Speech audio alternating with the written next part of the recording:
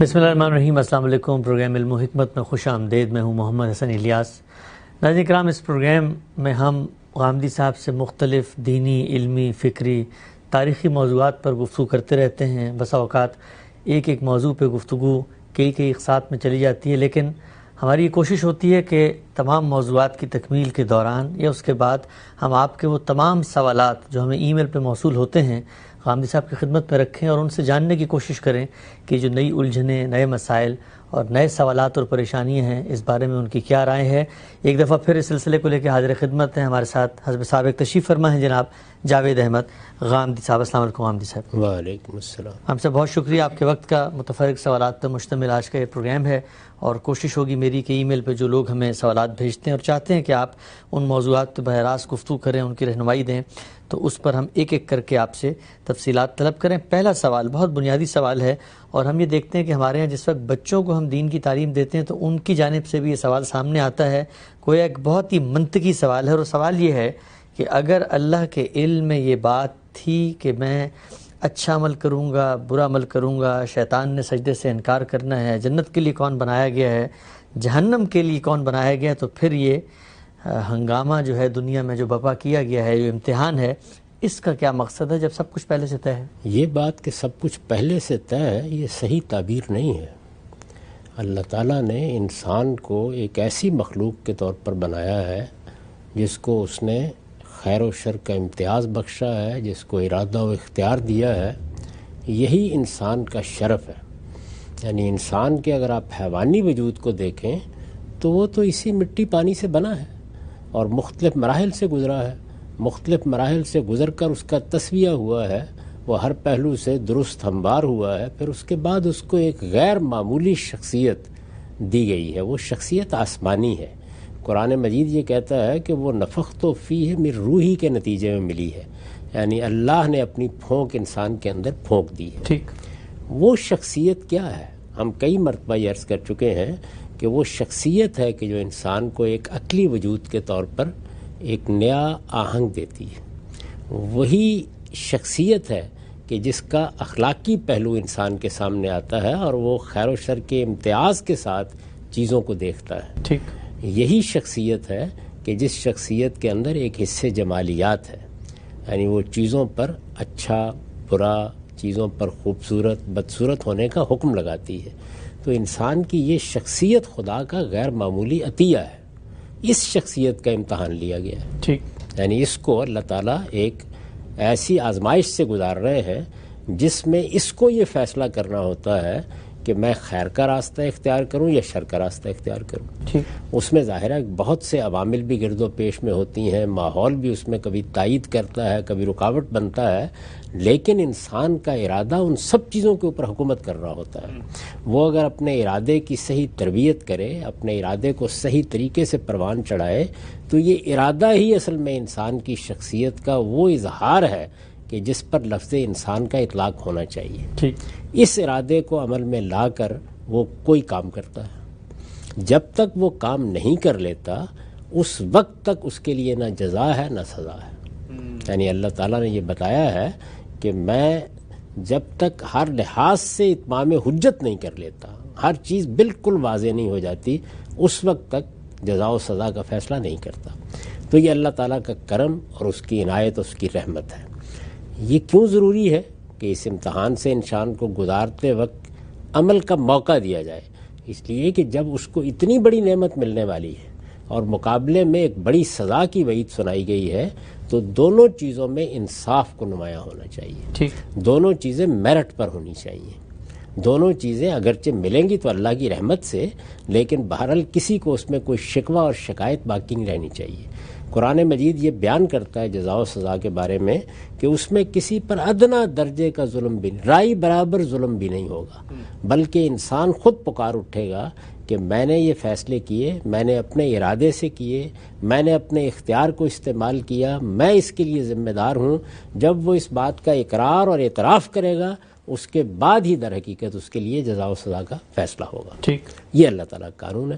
اب ظاہر ہے کہ اس قانون میں کسی جگہ اس کے عمل پر اللہ تعالیٰ کوئی قدغن نہیں لگاتے، اپنے علم کی بنیاد پر اس کو کسی چیز کا پابند نہیں کرتے، اس کے لیے جو موقع دیا گیا ہے وہ پورا موقع ہے۔ یعنی کچھ چیزیں تو انہوں نے طے کر دی ہوئی ہیں، شکل کیا ہوگی، صورت کیا ہوگی، انسان کن والدین کے گھر میں پیدا ہوگا، کس قوم میں ہوگا، کن حالات میں ہوگا، یہ چیزیں تو طے ہیں، لیکن انسان جب اس میں اپنے ارادہ و اختیار کے امتحان میں ڈالا جاتا ہے تو اس میں کوئی مداخلت نہیں کی جاتی۔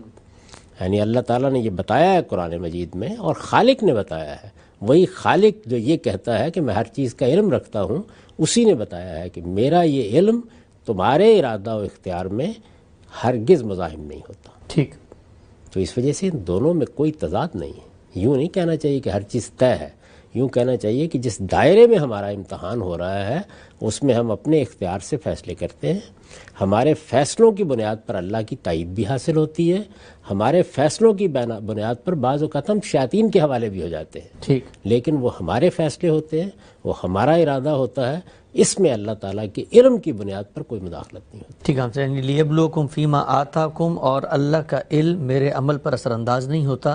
لیکن ایک ضمنی سوال یہاں پیدا ہوتا ہے، وہ یہ کہ یہ طے ہے کہ میں ہی اپنے شعور، اپنے ارادے، اپنے اختیار سے فیصلہ کرتا ہوں، تو اگر میرا فیصلہ میرے ارادے اختیار سے ہو رہا ہے تو یہ اللہ کے علم میں جو کچھ میں نے کرنا ہے اور میرے اختیار میں ہے، یہ پہلے سے کیسے آ گیا؟ اللہ تعالیٰ ہے، وہ حال کا علم بھی رکھتا ہے، مستقبل کا علم بھی رکھتا ہے۔ اللہ ہی کیا ہوا پھر؟ یہ تو ہم اپنے آپ پر یا اپنی محدودیتوں پر اللہ کو قیاس کرنے کی غلطی میں مبتلا ہو گئے۔ اللہ تعالیٰ ہر چیز کا علم رکھتا ہے، ہر چیز پر قدرت رکھتا ہے، وہ چاہتا تو اس امتحان میں نہ ڈالتا، وہ چاہتا تو اس مخلوق کو پیدا ہی نہ کرتا، وہ چاہتا تو اپنے علم کی بنیاد پر فیصلے کر لیتا، لیکن اس نے یہ طے کیا کہ وہ اپنے علم کی بنیاد پر فیصلہ نہیں کرے گا، بلکہ انسان کو عمل کا موقع دے گا، اور اس عمل کی بنیاد پر جب اس پر حجت پوری ہو جائے گی اس کے بعد جزا و سزا کا فیصلہ سنایا جائے گا۔ تو یہ اسی کا طے کردہ معاملہ ہے۔ تو اللہ تعالیٰ کیسے جان لیتے ہیں؟ یہ تو ایسا ہی سوال ہے کہ آپ یہ پوچھیں کہ اللہ تعالیٰ تخلیق کیسے کر لیتے ہیں، انہوں نے زمین و آسمان کیسے بنا دیے، یہ کائنات کیسے وجود میں آ گئی، مجھے شعور کس طریقے سے دے دیا گیا؟ یعنی یہ تو پھر بہت سے سوالات ہیں۔ تو ہم جس ہستی کو مانتے ہیں اسے بکل شین علیم مانتے ہیں، علی کل شین قدیر مانتے ہیں۔ وہ ہر چیز پر قدرت رکھتا ہے اور ہر چیز کا علم رکھتا ہے، لیکن وہ اپنے فیصلے کے تحت کہاں اپنے علم کو مؤثر ہونے دیتا ہے، کہاں نہیں ہونے دیتا، کہاں مداخلت کی بنیاد بناتا ہے، کہاں نہیں بناتا۔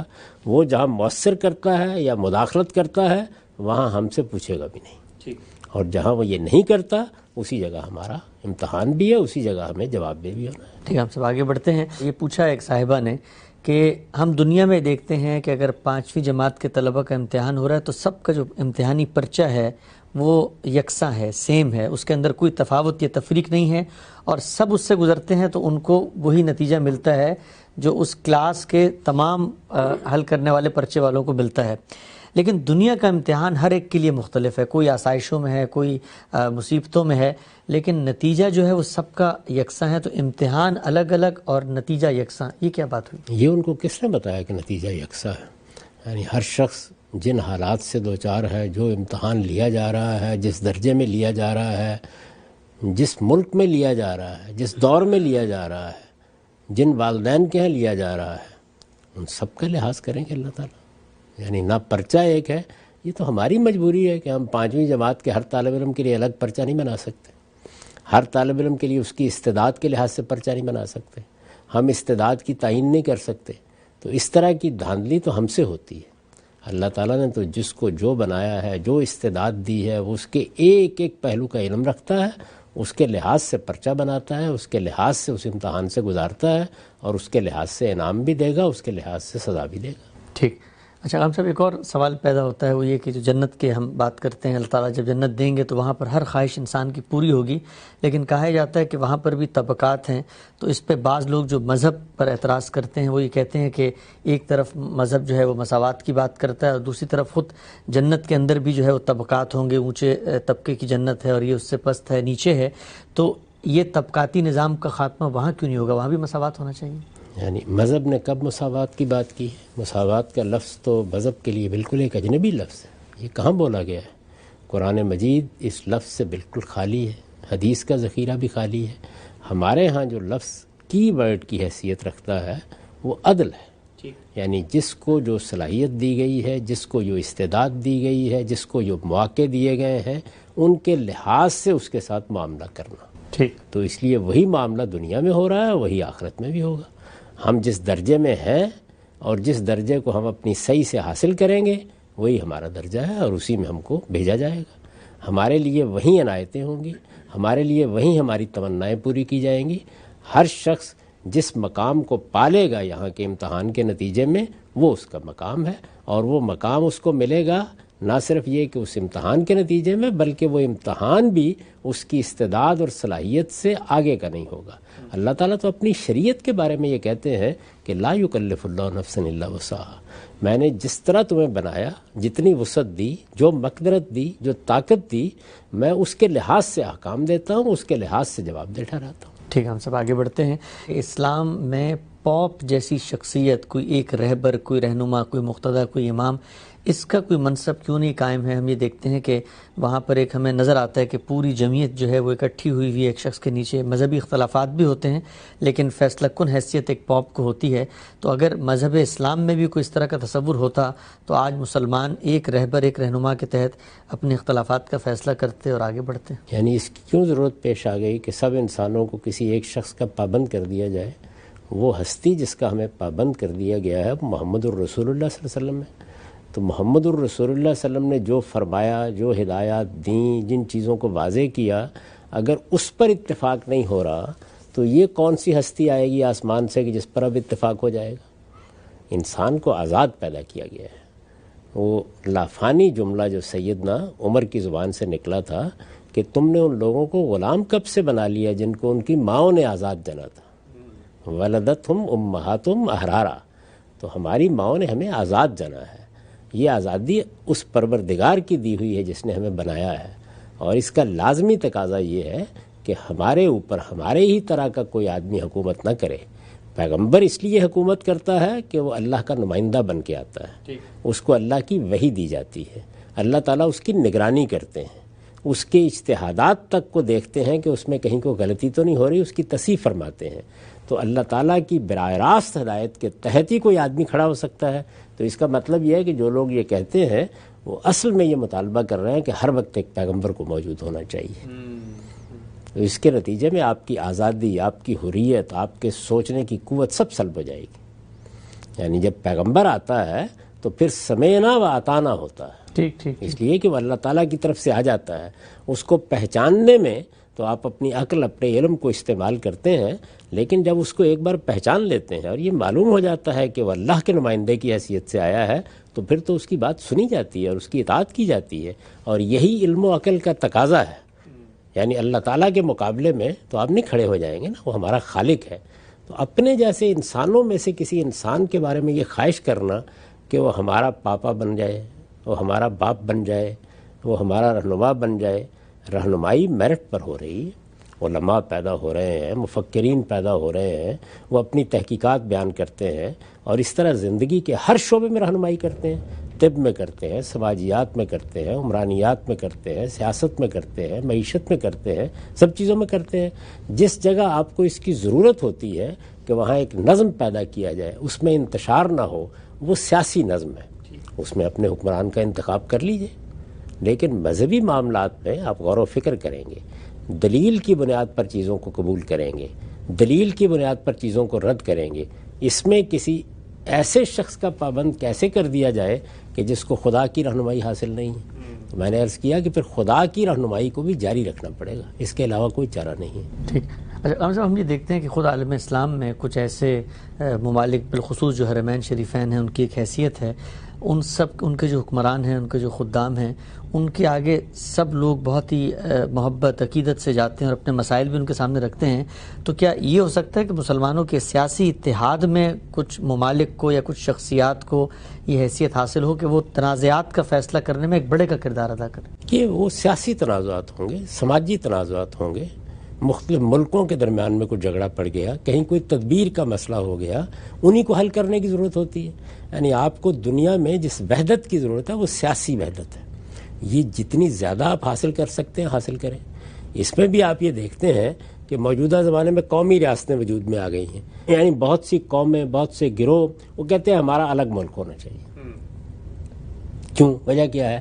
اس لیے کہ انسان اپنی چھوٹی شناختوں پر بھی بعض اوقات اصرار کرنا شروع کر دیتا ہے، تو اس وجہ سے یہ شناختیں تو نہیں مٹائی جا سکتی۔ یعنی ہم یہ دیکھتے ہیں کہ ہماری قوم کا ایک خاص مزاج ہے، عربوں کے کچھ خاص مزاج ہیں، عربوں کے مختلف ممالک کے اپنے اپنے مزاج ہیں، ترکوں کا ایک مزاج ہے، ایران کے لوگوں کا ایک مزاج ہے، تو اس کے لحاظ سے وہ اپنی ایک تاریخ رکھتے ہیں، پس منظر رکھتے ہیں۔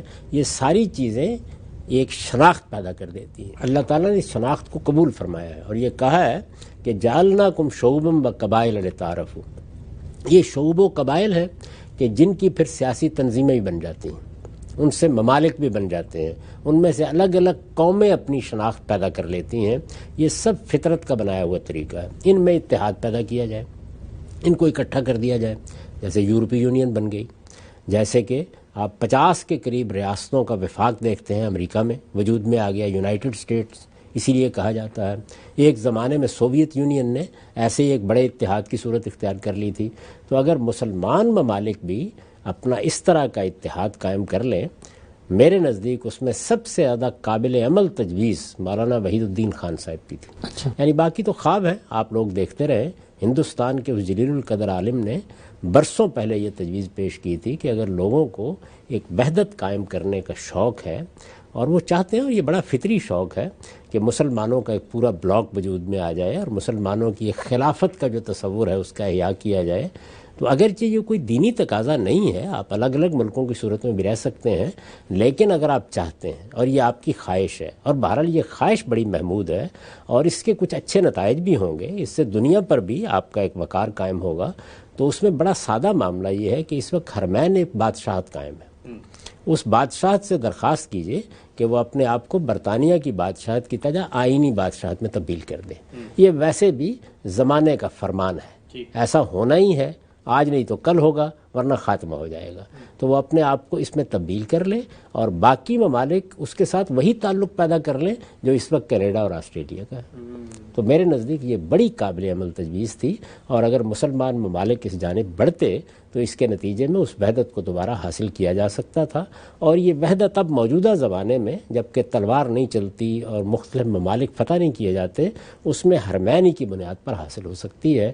اس کے لیے اور کوئی بنیاد مسلمانوں کے پاس موجود نہیں۔ ٹھیک ہے، ہم سب آگے بڑھتے ہیں۔ اگلا سوال ہمیں یہ موصول ہوا ہے کہ کیا دین اسلام میں کسی خاتون کے افضل ہونے کا کوئی تصور موجود ہے، اور اگر موجود ہے تو اسلام کی نظر میں روئے زمین پہ سب سے افضل خاتون کون ہے؟ یہ بات کہ کون افضل ہے اور کون نہیں ہے، ایک تو اس کا ایک اصول ہے، وہ اصول اللہ تعالیٰ نے سورہ حجرات میں بیان کر دیا ہے۔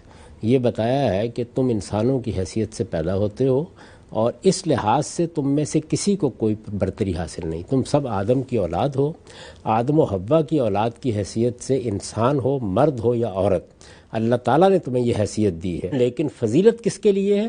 ان اکرمکم عند اللہ اتقاکم، جو اللہ سے زیادہ ڈرنے والا ہے، اللہ تعالیٰ کا زیادہ خیال رکھنے والا ہے، جو محتاط زندگی بسر کرتا ہے، جو پرہیزگاری کے ساتھ جیتا ہے، جو اپنے آپ کو ڈسپلن رکھتا ہے، وہ اللہ کے ہاں فضیلت کا حامل ہے۔ اور اسی طرح کے لوگ ہوتے ہیں جن کو اللہ تعالیٰ بعض اوقات بعض چیزوں میں عزت بھی دیتے ہیں، شرف بھی دیتے ہیں، اور ان کے ساتھ خصوصی عنایتیں بھی فرماتے ہیں۔ یہ اصول کی بات ہے۔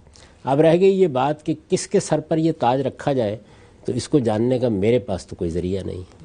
جو لوگ اس طرح کی بحثیں کرتے ہیں ان کو معلوم نہیں کہ یہ جسارت کرنے کا حوصلہ کیسے ہوتا ہے۔ ہمارے پاس تو جب تک کوئی واضح چیز موجود نہ ہو، یعنی یا اللہ کی کتاب میں ہو یا رسالت مآب صلی اللہ علیہ وسلم نے فرمایا ہو، اور اگر رسالت مآب صلی اللہ علیہ وسلم کے فرمان کی حیثیت سے کوئی چیز پیش کی جائے تو اس کی سند صحیح ہو، اس کی نسبت صحیح ہو، اس کے بعد ہی ہم ایسی باتیں کہہ سکتے ہیں۔ اور اللہ کے ہاں کسی کا کیا مقام ہے، اس کو میں یا آپ طے کرنے کی جسارت کر نہیں سکتے۔ قرآن مجید کو اگر آپ پڑھیں تو یہ معلوم ہوتا ہے کہ سیدہ مریم کا ایک بڑا غیر معمولی مقام ہے۔ رسالت مآب صلی اللہ علیہ وسلم کی زندگی کو، آپ کی ازواج مطہرات کو، آپ کے گھرانے کو دیکھیں تو معلوم ہوتا ہے کہ سیدہ عائشہ کا ایک بڑا مقام ہے. نبی صلی اللہ علیہ وسلم کی محبت کے پہلو سے دیکھیں تو معلوم ہوتا ہے کہ بیٹی سیدہ فاطمہ کا بڑا مقام ہے. تو یہ سب چیزیں جو ہیں اپنی اپنی جگہ پہ قابل عزت بھی ہیں، ان کو اس طرح بیان بھی کیا جا سکتا ہے، لیکن ان میں تقابل پیدا کرنا، ایک کو دوسرے پر برتر قرار دینا، یہ خدا کے فیصلے سے ہو سکتا ہے، اور ایسا کوئی فیصلہ صحیح طریقے سے مجھ تک نہیں پہنچا. ٹھیک ہے، ہم سب آگے بڑھتے ہیں. سوال یہ ہے کہ سورہ فیل میں جو واقعہ بیان ہوا ہے، ظاہری بات ہے اگر اس کا تعلق مکہ سے ہے تو ذہن میں یہ بات اٹھتی ہے کہ مکہ کے ارد گرد تو کوئی پہاڑیاں نہیں ہیں کہ جن کے اوپر چڑھ کے پتھر مارے گئے ہوں، اور حرم کے یعنی بالکل امیڈیٹ ارد گرد. تو بعض لوگ یہ کہتے ہیں کہ شاید یہ واقعہ وہاں ہوا ہی نہیں، اردن کے اندر ہوا ہے. نہیں، مکہ کے گرد مینا کی پہاڑیاں ہیں، ہر آدمی ان سے واقف ہے. میرا خیال ہے کہ ان کو وہاں جانا چاہیے اور دیکھنا چاہیے. بہت پہاڑ ہیں، بہت سی چیزیں ہیں. خود مکہ کے ارد گرد آپ حرم کے اندر کھڑے ہو جائیں تو آپ کو یہ حرا کا غار جہاں ہے وہ پہاڑ نظر آتا ہے، یہاں غار ثور ہے وہ پہاڑ نظر آتا ہے. تو یہ کیسے یہ بات کہی گئی ہے کہ وہاں ارد گرد پہاڑ نہیں ہے؟ یعنی خود مکہ ایک وادی سی بن جاتی ہے پہاڑوں کے درمیان، لیکن آپ کھڑے ہوں تو 5 منٹ 10 منٹ کے فاصلے کے اوپر پہاڑ ہی پہاڑ ہے. تو یہ واقعہ جس کا ذکر کیا گیا ہے یہ تو مینا میں پیش آیا ہے. اچھا، یعنی وادی محصر میں روکا گیا ہے ان کو، مینا کے قریب جو مزدلفہ کی طرف سے آپ بڑھتے ہیں تو وہاں پر روکا گیا تھا، اور اللہ تعالیٰ نے وہیں ان کے ساتھ معاملہ کیا. جو کچھ بھی سنگ باری ہوئی وہ قریش نے کی، اللہ تعالیٰ کی طرف سے کی گئی، وہ سب وہیں ہوئی. ٹھیک ہے. غالباً وہ یہ سمجھ رہے ہیں کہ جو مسجد حرام ہے اس کی راہداریوں تک وہ آ گئے تھے اور یہاں پر کوئی مقابلہ ہوا اور حرم کو اس طرح کا معاملہ ہوا ہی نہیں، ان کو باہر ہی روک دیا گیا. ٹھیک ہے، ہم سب آگے بڑھتے ہیں. یہ ایک سوال پوچھا گیا ہے کہ عام طور پہ ہم یہ دیکھتے ہیں کہ دوران گفتگو اذان شروع ہو جاتی ہے، اور ہمارے ہاں عام طور پر بڑے بھی بتاتے ہیں اذان شروع ہو تو آپ اپنی بات کو روک دیں، لیکن بسا اوقات مجالس چل رہی ہوتی ہیں، کوئی پریس کانفرنس ہو رہی ہے، کوئی اس طرح کا معاملہ ہے، لوگ منتظر ہوتے ہیں، تو وہاں پر بھی کیا آپ کو رک جانا چاہیے، خاموش ہو جانا چاہیے، یا اذان ہو رہی ہے تو بات جاری رکھے آدمی؟ یہ اس طرح کی سب چیزیں آداب سے متعلق ہوتی ہیں. یعنی اللہ کی طرف سے آواز آ گئی، اللہ کی طرف سے پکارا گیا. ہمیں یہ تعلیم دی گئی ہے کہ جب مؤذن کچھ الفاظ بولتا ہے تو ہم اس کا جواب دیں. یعنی آپ دہراتے ہیں، جواب میں وہی الفاظ دہراتے ہیں، حی علی الصلاح، حی علی الفلاح پر، البتہ کچھ دوسرے کلمات آپ کی زبان پر آتے ہیں. یہ رسالت مآب صلی اللہ علیہ وسلم کی تعلیم ہے، یہ ادب ہمیں سکھایا گیا ہے. ذکر اللہ کا ایک موقع ہے. ہماری پوری زندگی میں جو چیز سب سے قیمتی ہونی چاہیے وہ اللہ کی یاد دہانی ہے. ٹھیک. یہ نماز ہم اللہ کی یاد دہانی کے لیے پڑھتے ہیں، خطبہ ہم اللہ کی یاد دہانی کے لیے سنتے ہیں، قرآن مجید کی تلاوت اللہ کی یاد دہانی کے لیے کرتے ہیں. تو اذان بھی اللہ کی یاد دہانی ہے، اور بہت ہی خوبصورت الفاظ میں اور ایک صحیح ترتیب کے ساتھ اس میں دین کی دعوت پیش کی گئی ہے. تو ادب کا تقاضا یہی ہے کہ آپ ہر حال میں رک جائیں اور سنیں اور جواب دیں. تاہم ایسے تمام معاملات کیونکہ آداب سے متعلق ہوتے ہیں تو اس میں کچھ عقلی اور فطری استثناء ہر جگہ موجود رہنے چاہیے. ایسی صورت ہو سکتی ہے بعض موقعوں کے اوپر کہ آپ نہ سن سکیں، تو ایسا معاملہ نہیں کہ یہاں کوئی حرمت واقع ہو جائے گی یا آپ کسی فرض کو چھوڑ دیں گے. تو آداب کی چیزوں کو ملحوظ رہنا چاہیے، ان سے زندگی میں حسن پیدا ہوتا ہے، خدا سے تعلق پیدا ہوتا ہے، اس سے ایک مذہبی زندگی وجود میں آتی ہے. تاہم ان کو یہ صورت کبھی نہیں دینی چاہیے کہ لوگوں کے لیے مشقت بن جائے. ٹھیک. ہم سے ایک اور پہلو کا یہاں پر آپ اضافہ فرمائیے گا کہ ہم عام طور پہ جو ہمارے تصورات ہیں یا جو ہمارے آداب کے حوالے سے نظریات ہیں، آدرش ہیں، ہم دوسروں کو بھی متوجہ کرتے ہیں، اور بسا اوقات بڑی ہی گمبھیر صورتحال پیدا ہو جاتی ہے. سب کے سامنے کوئی شخص بیٹھا ہوا ہے تو قبلہ رو اگر اس کی ٹانگیں ہیں تو کوئی صاحب آئیں گے، وہ ٹانگیں اٹھا کے سائڈ پہ کر دیں گے، یا کوئی مسجد میں ننگے سر بیٹھا ہے تو کوئی آ کے سر پہ ٹوپی رکھ دے گا. تو نام یا تصور یا پیچھے جو احساس ہے وہ تو یہی ہے کہ ادب اور تعظیم ہو، لیکن میری ادبی تعظیم یا میرا تصور میں دوسروں کے اوپر بھی بسا اوقات مسلط کر دیتا ہوں. یہ تو آداب کی بات ہے. آپ فرائض و واجبات کے بارے میں یہ رویہ نہیں اختیار کر سکتے. اللہ کے پیغمبر نے ہمیں اپنی بات پہنچانے کا سلیقہ سکھایا ہے. بد سلیقی، بد تہذیبی یہ ہمارے دین کی تعلیم نہیں ہے. اگر آپ کو کسی بات کی طرف توجہ دلانی ہے تو اس کا موقع پیدا کیجئے، کوئی تعارف پیدا کیجئے، اس کے بعد کسی کے پاس جائیے اور محبت سے، شرافت کے ساتھ توجہ دلا دیجئے اگر آپ سمجھتے ہیں کہ توجہ دلانا ضروری ہو گیا ہے. تو ورنہ لوگ اپنے طریقے کے مطابق جو دین سمجھتے ہیں اس کے لحاظ سے زندگی بسر کر رہے ہوتے ہیں. ہمارا کام چیزوں کو دوسروں پر ٹھونسنا نہیں ہے. میں آپ سے عرض کرتا ہوں کہ یہی وہ رویے ہے جس سے لوگ مسجدوں سے دور ہو گئے. یعنی مسجدوں میں بعض بزرگ لوگ ہوتے ہیں، وہ جس طرح کی ڈانٹ ڈپٹ کر دیتے ہیں، جس طرح سے بعض چیزوں کی طرف توجہ دلانے کا طریقہ اختیار کرتے ہیں، بچوں کو جیسے کان سے پکڑ کر پیچھے لے جایا جاتا ہے، تو یہ چیز ہمیشہ کے لیے میں آپ سے عرض کرتا ہوں کہ ایسے بہت سے نوجوانوں سے مجھے بات کرنے کا موقع ملا ہے کہ جو اسی وجہ سے مسجد میں جانے سے رکے. تو بڑی شفقت سے پیش آئیے، مسجد میں خیر مقدم کریں، لوگوں سے محبت کے ساتھ بات کریں، اور اگر کسی کو کسی کی غلطی پر توجہ دلانی ہے یا کوئی ادب سکھانا ہے تو کوئی ربط پیدا کریں، کوئی تعلق پیدا کریں، کسی طریقے سے بات کریں. اس کے لیے یہ اسلوب ہرگز اختیار نہیں کرنا چاہیے. ٹھیک ہے ہم صاحب، آپ نے صحیح فرمایا کہ مسجدوں کا جو ماحول ہے وہاں بڑی تناؤ کی سی کیفیت، بالخصوص بچے جو ہیں بہت ڈر رہے ہوتے ہیں. اچھا ایک چیز میں یہاں یہ بھی پوچھنا چاہوں گا، آپ ملیشیا میں رہے تو وہاں پر آپ نے دیکھا ہوگا کہ مسجدوں میں باقاعدہ بچوں کے لیے پلے ایریاز بھی بنائے گئے ہوتے ہیں اور بہت اہتمام کیا گیا ہوتا ہے کہ اگر ماں باپ آ رہے ہیں تو بچے بھی وہاں پر بہت ہی کمفرٹیبل ماحول میں رہتے ہیں اور ان کو بھی ایک خوشائند احساس ہوتا ہے کہ وہ اللہ کے گھر میں جا رہے ہیں تو وہاں یہ نہیں ہے کوئی پکڑ کے پیچھے کر دے گا، ان کی اپنے جگہیں بنی ہوئی ہیں، عورتوں کی جگہ بنی ہیں. تو ملیشیا میں آپ کو جو مسجد کا ماحول تھا اس کے بارے میں کیا لگا؟ بہت اچھا لگتا تھا، یعنی یہ معلوم ہوتا تھا کہ مسجد کے ماحول کی طرف ایک کشش پیدا ہوتی ہے. آپ نے وہاں دیکھا ہوگا بارہا کہ بچے کس شوق سے وہاں جاتے تھے اور کس شوق سے وہاں کھیل رہے ہوتے تھے. کچھ بھی نہیں ہوتا اس سے، ان کی آوازیں آتی ہیں، اس کے نتیجے میں بچوں کے اندر دین کی رغبت پیدا ہوتی ہے. انہیں پتہ چلتا ہے کہ یہ بھی ایک جگہ ہے جو آنے کی ہے. یہ بچے ہی ہیں کہ جن کے کانوں میں یہ آواز آئے گی تو آہستہ آہستہ وہ دین کی دعوت بھی سنیں گے. تو ہمارے ہاں بہت ہی غلط رویے اس معاملے میں اختیار کر لیے گئے ہیں. تو میرے نزدیک تو جا کے نمونے کے طور پر وہاں کی بعض مسجدوں کو دیکھنا چاہیے کہ کیسے انہوں نے اہتمام کیا، خواتین کے لیے کتنا اچھا اہتمام کیا ہے، بچوں کے لیے کتنا اچھا اہتمام کیا ہے. اور یہ طریقہ جو ہمارے یہاں اختیار کیا جاتا ہے کہ اس سب سے نکال دیا، ادھر ڈانٹ دیا، کچھ چیزیں آداب کی ہوتی ہیں جن کی تعلیم دی جاتی ہے، جن کی تربیت کی جاتی ہے، ان کو اس طرح نافذ نہیں کیا جاتا جیسے ہمارے ہاں لوگ نافذ کرتے ہیں. ٹھیک. اگر ہم سے اگلا سوال بھی اسی سے متعلق موصول ہوا ہے، وہ یہ کہ عورتوں کے حوالے سے بالخصوص پاکستان ہندوستان میں ایک بہت ہی پروٹیکٹڈ کلچر ہے کہ مسجدوں میں ان کی آزادانہ نقل و حرکت جو ہے وہ ہمارے نہیں ہوتی کلچر میں. تو سوالوں نے پوچھا ہے کہ کیا کسی خاص عہد میں یہ عورتوں کو روکا گیا ہے مسجدوں میں آنے سے؟ اس کی تاریخی پس منظر کیا ہے؟ نہیں، یہ دیکھیے بر صغیر میں ہمارے ہاں علماء کا عام مزاج یہ بن گیا کہ اس سے کوئی بڑا فتنہ پیدا ہو جائے گا اور معلوم نہیں کیا چیز ہوگی. بازاروں میں وہ جائیں، سفر کریں، ایئر ہوسٹس کی حیثیت سے دنیا بھر میں جاتی رہیں، ہوٹلوں میں ٹھہریں، اس پر کوئی جبین پر شکن نہیں آتی یا وہ موضوع نہیں بنتی. تو مسجد اللہ کا گھر ہے، وہاں آئیں گی، اللہ کی تعلیم سنیں گی، نماز کی محبت پیدا ہوگی ان کے اندر. ان کو باقاعدہ انکریج کرنا چاہیے، حوصلہ افزائی کرنی چاہیے. رسالت مآب صلی اللہ علیہ وسلم نے بارہا لوگوں کو تعلیم دی. جب کسی کی جبین پر شکن آئی تو فرمایا لا تمنعوا اماء اللہ عن المساجد، اللہ کی ان بندیوں کو کبھی اللہ کی مسجدوں میں آنے سے روکا نہ کرو. اسی طرح جو بڑے اجتماعات تھے جیسے جمعہ کا اجتماع ہے، جیسے عیدین کے اجتماعات ہیں، ان میں خاص طور پر تاکید کی کہ خواتین بھی آئے. خواتین نے اپنا کوئی عذر پیش کیا تو فرمایا کوئی حرج نہیں، تم دعا میں شریک ہو جایا کرو. تو ان کی شرکت جب تک آپ کے مذہبی مقامات پر نہیں ہوگی، نمازوں میں نہیں ہوگی، اس طریقے سے ان کی حوصلہ افزائی نہیں ہوگی تو دین سے آہستہ آہستہ دوری پیدا ہو جائے گی. میں نے دیکھا ہے کہ جن مسجدوں میں، لاہور میں خاص طور پر جہاں میں برسوں رہا ہوں، یہ اہتمام کیا گیا، یا ملیشیا میں بعض جگہوں پہ ہم نے دیکھا یہ اہتمام کیا گیا، تو ان مسجدوں میں رونق ہوئی، ان گھروں میں اللہ کا دین پہنچا، ان کے بچوں پر بڑے اچھے اثرات ہوئے. تو میرے نزدیک یہ جتنی بھی احتیاط اس معاملے میں برتی گئی یہ بالکل بے معنی ہے. جب اللہ کے پیغمبر نے، ہم یہ جانتے ہیں کہ ایک عورت کے فجر کی نماز میں آنے کے نتیجے میں ریپ ہو جانے پر بھی یہ نہیں کہا کہ کل سے عورتیں نہیں آئیں گی، کسی کو نہیں روکا. تو اس کا مطلب یہ ہے کہ رسول اللہ صلی اللہ علیہ وسلم کا اس معاملے میں اسوہ ہمارے پیش نظر رہنا چاہیے.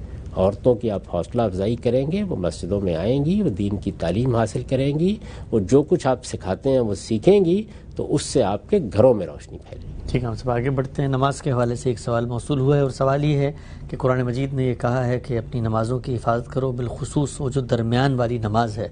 تو درمیان والی نماز سے کیا مراد ہے، اور جو بھی وہ نماز ہے اس کو اتنی اہمیت دے کے کیوں بیان کیا گیا کہ اس کی خاص حفاظت کی جائے؟ میرا رجحان بھی یہی ہے اور میں نے اس کو بیان کر دیا ہے کہ جو نمازوں کے بیچ میں آ جاتی ہے تو یہ عام طور پر اس وقت عصر کی نماز ہوتی تھی. اور اگر فرض کر لیجئے کہ آج کے زمانے میں آپ کے تمدنی حالات بدل گئے ہیں تو اسی پر قیاس کر لینا چاہیے کہ مقصد یہ ہے کہ نمازیں جو تم پڑھتے ہو ان کے لیے تمہارے پاس وقت بھی ہوتا ہے. تم نے فجر کی نماز پڑھی, تم نے ظہر کی نماز پڑھی, اور خاص طور پر اگر کوئی نماز تمہاری سرگرمیوں کے درمیان میں آ گئی ہے, آپا دھاپی افراتفری کے عالم میں ہو, اس میں نماز آ گئی ہے. عصر کی نماز بالعموم ایسے ہی آتی تھی, یعنی شام پڑھنے کو ہے. آج کل کا زمانہ تو نہیں تھا نا کہ آپ کے پاس بجلی ہے اور آپ رات گئے تک دکانیں کھلی رکھ سکتے ہیں, تو لوگ اپنا کاروبار بڑھا رہے ہوتے تھے کہ جلدی جلدی دکان سمیٹ لیں, کاروبار سمیٹ لیں. اس میں لوگوں کو خاص طور پر ہدایت کی گئی. جنگ و جدال کے موقع پر بھی ظاہر ہے کہ دونوں فریق اگر لڑائی میں ہیں تو ان کی بھی کوشش ہوتی تھی کہ آپ بند کرنا اس سارے معاملے کو. تو یہی خیال ہوتا ہے کہ جو آپ حاصل کر سکتے ہیں وہ کرنے کے بعد پھر رات کو خیمے میں چلے جائیے. تو اس میں عصر کی نماز موضوع بن گئی, اور یہ کہا کہ جو نمازوں کے بیچ میں آ جاتی ہے. لیکن اس میں اصل چیز کیا ہے؟ افراتفری کے دوران میں, آپا دھاپی کے دوران میں کسی نماز کا آ جانا. خاص طور پر توجہ دلائی ہے کہ نماز کا اہتمام رکھو, اور اس نماز کو جو سرگرمیوں میں آ جائے, جس کی صورتحال یہ ہو کہ آدمی کسی دوسری جانب پوری قوت کے ساتھ لگا ہوا ہو اور ادھر آواز آئے کہ حی علی الصلاح حی علی الفلاح, اس نماز کی خاص طور پہ حفاظت کرو. نماز کی تاکید کے لیے بہت خوبصورت اسلوب اختیار کیا ہے. اس لیے کہ ہوتا کیا ہے, ہم بیٹھے ہوتے ہیں, اطمینان کے ساتھ نماز کا وقت آتا ہے, گھر سے جاتے ہیں, اسی وقت خطرہ ہوتا ہے نماز چھوٹ جانے کا, جبکہ کوئی غیر معمولی مصروفیت ہے, کوئی سرگرمی ہے, اس کے دوران میں نماز آ گئی. تو یہ بالعموم اس وقت عصر کے وقت ہی ہوتا تھا. ٹھیک ہم سے. تو پھر کیا یہ کہا جا سکتا ہے کہ آج کل کے دور میں ہمیں دیکھتے ہیں کہ زیادہ تر لوگ جو نماز میں کوتاہی, سستی, غفلت ہو جاتی ہے وہ فجر کی نماز میں ہوتی ہے. رات کو دیر سے سو رہے ہیں, صبح اٹھنا ہے نیند توڑ کے. تو آج ہم یہ تلقین کریں لوگوں کو کہ آپ فجر کے بارے میں اہتمام کریں, کیونکہ عصر کے وقت تو آفس کا ٹائم بھی ختم ہو جاتا ہے. ہر اس نماز کے بارے میں کہ جس میں آپ اپنی سرگرمیوں میں تبدیلی کی وجہ سے, کسی افراتفری کی وجہ سے, کسی غیر معمولی صورتحال کی وجہ سے غفلت محسوس کریں. تو یہاں پر بھی یہی ہے کہ لوگ چونکہ رات کو دیر تک جاگتے ہیں تو اس وجہ سے ان کو صبح اٹھنا بہت مشکل ہو جاتا ہے. ورنہ اگر آپ رات کو سونے اور جاگنے کے اوقات فطرت کے مطابق رکھیں تو پھر تو انتظار کرنا پڑتا ہے. یعنی آنکھ کھلی ہوتی ہے, آدمی کوئی ذکر اذکار کر رہا ہوتا ہے اور گھڑی دیکھ رہا ہوتا ہے کہ کب فجر کی نماز کا وقت ہو تو وہ نماز پڑھ کے پھر کچھ دیر کے لیے لیٹ سکے یا آرام کر سکے. جب آپ صحیح طریقے کی زندگی بسر کرتے ہیں ترتیب الٹ جاتی ہے. لیکن ہمارے ہاں یہ بات درست ہے آپ کی کہ بہت سے لوگ اب رات کو جاگنے کے عادی ہو گئے ہیں, دیر تک وہ مصروفیات میں رہتے ہیں. تو ان لوگوں کو یہ تلقین کرنی چاہیے کہ فجر کی نماز کو ضائع نہ ہونے دو. ٹھیک ہے صاحب. فجر کی نماز کے حوالے سے ایک اور سوال میں پوچھنا چاہوں گا آپ سے. عام طور پہ یہ ہوتا ہے کہ فجر کا آپ ارادہ کر کے سوئے ہیں, لیکن صبح نیند کا غلبہ ہوتا ہے آدمی کے اوپر, اور اس موقع پہ چند لمحوں کا ایک تردد آتا ہے اور آدمی یہ سوچ کے کہ میں تھوڑی دیر میں اٹھتا ہوں اور پھر سرک کے سو جاتا ہے اور پھر نیند آ جاتی ہے. تو کوئی آپ کے اپنے ایکسپیرینس میں, آپ کے علم میں کوئی ایسا نسخہ ہو کہ جس میں لوگ اپنی فجر کو محفوظ کر سکیں, اور جب یہ نیند کی کیفیت ہوتی ہے بہت زور کی, اس وقت کوئی ایک آدھ ایسا کوئی اقدام کریں گے جس سے فجر ان کی باقی رہ جائے؟ میں عرض کرتا ہوں کہ دو ہی چیزیں, اور ان دو کو بالکل گرہ میں مان لینا چاہیے. اپنے سونے جاگنے کے اوقات اللہ تعالیٰ کے بنائے ہوئے اوقات کے مطابق رکھیں. یعنی کم سے کم یہ ہونا چاہیے کہ دیر تک بیٹھے ہوئے ہیں, گپ شپ ہو رہی ہے, جاگ رہے ہیں. کبھی کبھار ظاہر ہے کہ اس میں ہو جاتا ہے, لیکن معمولات ہمارے نمازوں کے لحاظ سے ہی ہونے چاہیے. ہماری دکانیں اس لحاظ سے کھلنی چاہیے, ہمارے کاروبار اس لحاظ سے ہونے چاہیے. یا آپ دیکھتے ہیں کہ ترقی یافتہ ممالک میں شام کے وقت لوگوں کے ہاں کوئی تصور ہی نہیں ہے کہ وہ اپنے کاروباروں پر بیٹھے رہیں گے, یعنی بند ہونا شروع ہو جاتے ہیں. میں نے آسٹریلیا میں دیکھا, امریکہ میں ہم دیکھتے ہیں, یورپ میں دیکھا, بند ہو گئے, شہر کا شہر بند ہو جاتا ہے, لوگ اپنے گھروں کو جاتے ہیں. تو ہمیں اپنے اوقات کو بہتر کرنا چاہیے. ایک بڑی بنیادی چیز یہ ہے, کیونکہ بہرحال انسان ہے. اگر آپ اپنے اوپر زیادہ بوجھ ڈالیں گے اور دیر تک جاگیں گے تو ہر چیز درہم برہم ہو کر رہ جائے گی. دوسری چیز یہ ہے کہ جس وقت آپ کی آنکھ کھلتی ہے, اور ایک نماز کے ساتھ محبت کرنے والے, نماز کا اہتمام کرنے والے آدمی کے بارے میں میں کم و بیش اطمینان سے کہہ سکتا ہوں کہ اس کی آنکھ کھلتی ہے. وہ جو پہلی مرتبہ آنکھ کھلتی ہے تو اس پر بس اٹھ جائیں, یعنی اس کو ٹالے نہیں. اگر آپ نے اس موقع کے اوپر اپنے آپ کو اس چیز کے حوالے کر دیا کہ اچھا تھوڑی دیر میں اٹھتے ہیں, تو پھر میرا تجربہ یہ ہے کہ آپ نہیں اٹھیں گے. اچھا, پہلی بار اٹھ جائیے, اور یہ پہلی بار اٹھنا ہی ذرا مشکل ہوتا ہے. اٹھ کے جب آپ وضو کریں گے, اپنے آپ کو تیار کریں گے, تو ایسا نشاط محسوس کریں گے کہ ہمیشہ یہ خیال ہوتا ہے, جیسے استاد امام کہا کرتے تھے کہ آدمی یہ خیال کرتا ہے کہ یہ میں کیوں سویا رہا, یعنی پھر وہ جاگنا، وہ خدا کی بارگاہ میں کھڑے ہونا، وہ تلاوت کرنا، وہ آپ کے لیے زیادہ کشش کا باعث بن جاتا ہے۔ تو دونوں چیزیں ہیں کہ اپنے اوقات بہتر کریں، اور دوسرے یہ کہ پہلی مرتبہ بیداری کے بعد کمر کو پھر بستر سے لگا نہ رہنے دیں۔ ٹھیک ہے صاحب، بہت ہی آپ نے اچھی نصیحت اور اپنا تجربہ شیئر کیا۔ کچھ اور سوالات ہم لے لیتے ہیں، کچھ وقت ہے ہمارے پاس۔ یہ سوال پوچھا ہے انہوں نے کہ اذان کا ہمارے ہاں جواب دینے کا ایک طریقہ ہے، تصور ہے، بعض کلمات ہیں، یہ کہیں ثابت ہیں، اس کی کوئی دینی حیثیت بھی ہے؟ یہ میں نے اپنی کتاب میں میزان میں یہ کس طرح جواب دینا ہے اس کو بھی بیان کر دیا ہے۔ اگر متعلقہ باب نکال لیں، اذان کا باب، تو وہاں وہ کلمات بھی مل جائیں گے اور وہ روایتیں بھی مل جائیں گے اور ان کے حوالے بھی مل جائیں گے۔ تو اس میں تھوڑا لوگوں کو پڑھنا چاہیے، اسی مقصد کے لیے ہم لوگ لکھتے ہیں، کتابوں کو دیکھنا چاہیے۔ یہ روایتوں میں آیا ہے، رسول اللہ نے اس کی تلقین کی ہے۔ یہ ذکر کا ایک بڑا ہی عمدہ طریقہ ہے۔ اللہ تعالیٰ کی طرف سے دعوت دی گئی، اللہ تعالیٰ کی طرف سے کچھ اعلانات کیے گئے، اللہ تعالیٰ کی طرف سے کچھ چیزوں کی شہادت کا اعلان کیا گیا، آپ نے اس کی تائید کی اور یہ کہا کہ بندہ حاضر ہے اس مقصد کے لیے۔ تو بہت ہی غیر معمولی چیز ہے۔ بلکہ میں یہاں پر ایک چیز کا اضافہ کروں، مجھے کئی مرتبہ یہ جاننے کی خواہش ہوئی کہ جو لوگ غیر مسلم خاص طور پر مسلمان ہوتے ہیں تو کیا چیز ان کے لیے باعث کشش ہوتی ہے۔ یقین کریں کہ یہ جو ہم تبلیغیں کرتے ہیں اور یہ لیکچر دیتے ہیں اور دعوت دیتے ہیں، یہ سب کرتے ہیں، بہت کم یہ لوگوں کے ایمان لانے کا باعث بنتا ہے۔ اگر آپ پوچھ کر دیکھیں تو آپ کو معلوم ہوگا کہ قرآن اس کا باعث بنے گا، نماز باعث بنے گی، اذان باعث بنے گی۔ اچھا، اذان بہت بڑی دعوت ہے۔ اسی وجہ سے ہمارے صلحاء اس بات کا اہتمام کرتے تھے کہ اذان دینے والے آدمی کی آواز بہت اچھی ہونی چاہیے، اس کا تلفظ بہت اچھا ہونا چاہیے، اس میں ایک کشش رکھی ہے اللہ تعالیٰ نے۔ وہ کلمات اپنی بڑی خوبی رکھتے ہیں، لیکن اگر آدمی کی آواز اچھی نہیں ہے یا وہ غلط طریقے سے اس کو پڑھتا ہے تو اس کا اثر، اس کی تاثیر ختم ہوتی ہے۔ تو اگر آپ اہتمام کر کے اذان دیں تو اذان اپنی ذات میں بہت بڑی دعوت ہے۔ ٹھیک ہے، ہم سب آگے بڑھتے ہیں، کچھ اور سوالات ہیں۔ یہ ایک مزید سوال ہے، اور وہ سوال یہ ہے کہ ہم عام طور پہ کوئی نیکی کا کام کرتے ہیں، خیر کا کام کرتے ہیں، آج کے زمانے میں وہ سامنے بڑی جلدی آ جاتا ہے، لوگ فیس بک پہ بھی اس کو لگا دیتے ہیں، نہیں ہے تو کوئی اور تصویر لے لیتا ہے۔ یہ پوچھتے یہ ہیں کہ کوئی خیر، نیکی، فلاح کا کام، اس میں خود نمائی اور ریاکاری جو ہے، اس کو آدمی کیسے کم کر سکتا ہے کہ وہ خالص اللہ ہی کے لیے رہے؟ دیکھیے، خود نمائی، ریاکاری، نمائش، یہ آپ کا باطنی احساس ہے، اس کو بہتر کریں۔ یعنی جو کام بھی کریں اللہ کے لیے کریں، اللہ کی خوشنودی کے لیے کریں، اللہ کو یاد کریں۔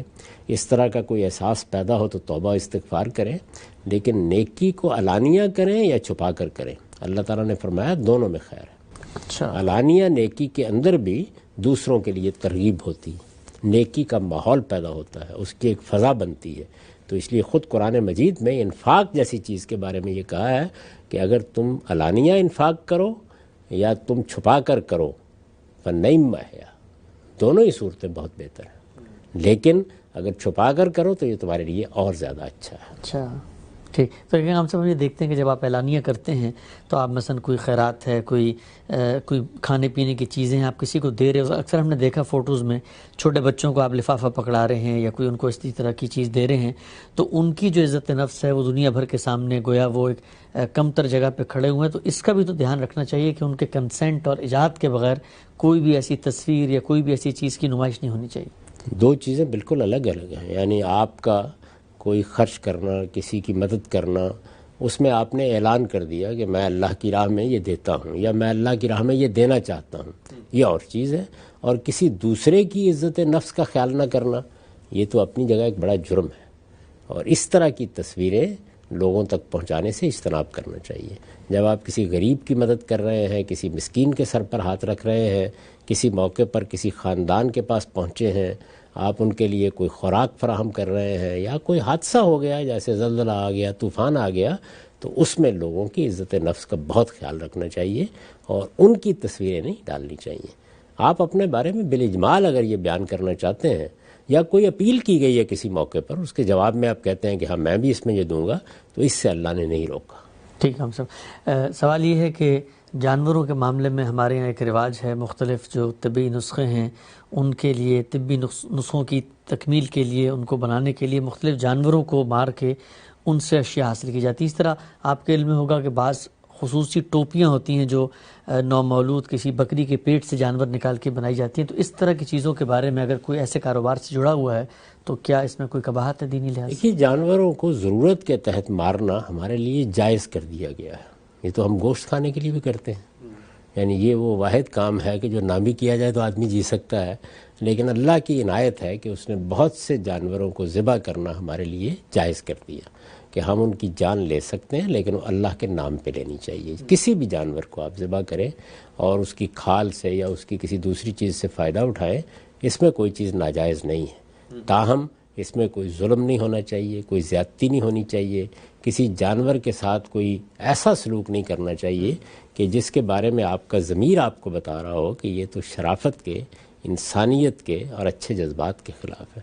لیکن اصولی طور پر یہ ہے کہ کسی بھی مقصد کے لیے یا کسی بھی ضرورت کے لیے آپ جانوروں کو ذبح بھی کرتے ہیں، ان سے اون حاصل کرتے ہیں، ان کی کھالیں حاصل کرتے ہیں، اس میں کوئی حرج کی بات نہیں. ٹھیک ہے صاحب، ذخیرہ اندوزی کے بارے میں سوال موصول ہوا ہے، اور سوال یہ ہے کہ کیا کوئی دنوں کی حد مقرر کی گئی ہے کہ اتنے دن آپ ذخیرہ اندوزی کر سکتے ہیں، یا یہ لوگوں کی ثوابدید پر ہے؟ اکثر ہم یہ دیکھتے ہیں کہ بزنس ماڈلز میں منافع اس وقت ہوتا ہے جب آپ دیکھ رہے ہوتے ہیں مارکیٹ کو کہ ایک چیز کی کمی ہو رہی ہے، آپ نے سٹاک میں رکھی تھی تو آپ نے اس وقت لانچ کر دی، اس پہ اچھی قیمت مل گئی. تو جو بزنس کی ڈائنامکس ہیں اس میں تو ذخیرہ اندوزی کہیں نہ کہیں ہوگی، تو کہاں پر ہے جہاں پر اسلام نے اس پر پابندی لگائی ہے؟ اصل میں پہلے تو ایک بنیادی فرق سمجھ لیجئے کہ ذخیرہ اندوزی یا احتکار جس کو عربی میں کہتے ہیں، وہ ان چیزوں کے بارے میں ہے جو عام ضرورت کی چیزیں، مثلا آٹا ہے، مثلا چاول ہے، لوگوں نے کھانا ہے. اسی طرح سبزیاں ہیں بعض اس نوعیت کی، تو ان میں احتکار نہیں ہونا چاہیے. احتکار کا مطلب کیا ہے کہ آپ محض اس لیے روک رکھیں کہ مجھے لوگ مرتے ہیں تو مریں، مصیبت میں پڑے ہیں تو پڑے، مجھے تو بہرحال منافع کمانا ہے.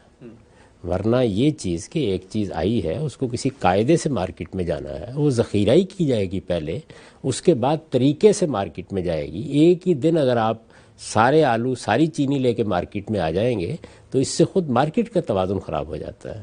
یہ ذخیرہ اندوزی نہیں ہے. جب آپ کو یہ احساس ہو جائے کہ لوگوں کے لیے میں تکلیف کا باعث بن رہا ہوں، یا اس طرح کی مہنگائی بڑھ رہی ہے کہ جو اصول کے لحاظ سے نہیں بڑھنی چاہیے، تو اپنے رب سے معافی مانگیے اور پھر اس کے بعد اس چیز کو مارکیٹ میں جانے دیجیے. جو لوگ اس طرح کے موقع کے اوپر بھی صحیح فیصلہ نہیں کرتے یا مال کی محبت میں مبتلا ہو کر ذخیرہ اندوزی پر اصرار کرتے ہیں، ان کو وعید سنائی گئی ہے کہ پھر اگر وہ سارا مال خرچ بھی کر دیں تو اللہ تعالیٰ قبول نہیں کرتا.